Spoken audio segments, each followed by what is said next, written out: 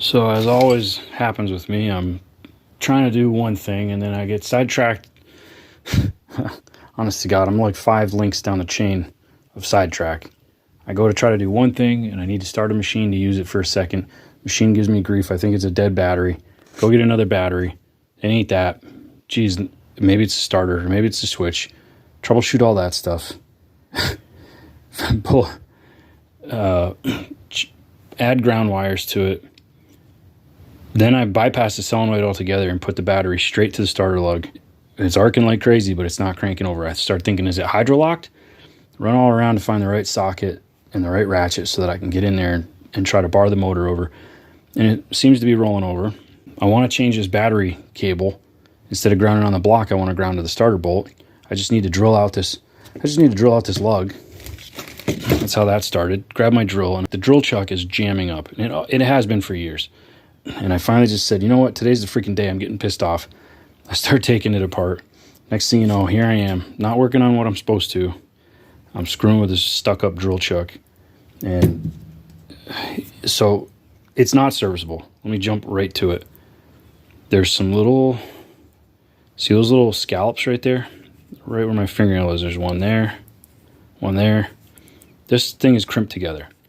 And whatever the issue is, it's inside of here. I've blown it out with air. I've hosed it with lubricant and worked it 100 times, and it's just not getting better. I thought it was like a metal chip.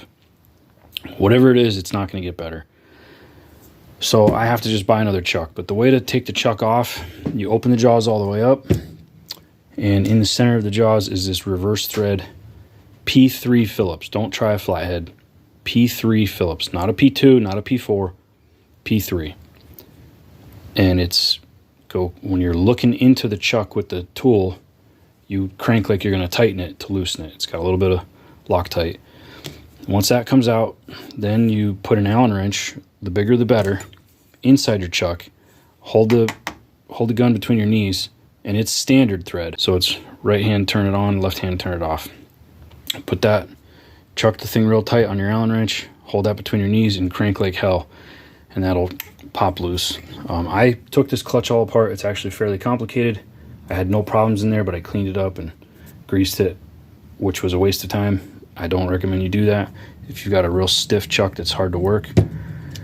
This little sheet metal section here works this ratchet pawl, and also apparently it slams against these metal tangs. Now, they were all beat up.